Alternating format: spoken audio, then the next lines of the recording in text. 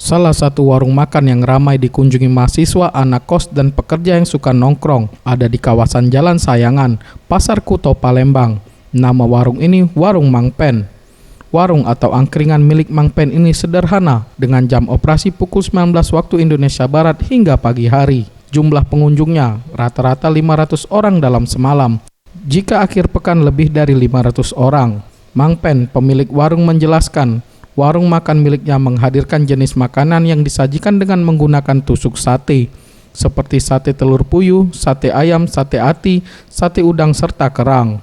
Untuk harga sendiri, Mang Pen punya strategi. Harga makan dan minuman di bawah Rp5.000.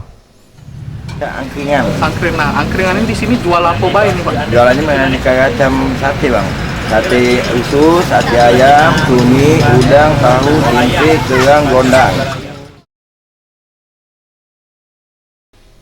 Ternyata, menariknya usaha Mang Pen ini, sebagian jenis jajanan yang dijual di tempatnya kebanyakan dari titipan orang atau penjual lain. Maulana Yusuf, Sriwijaya TV.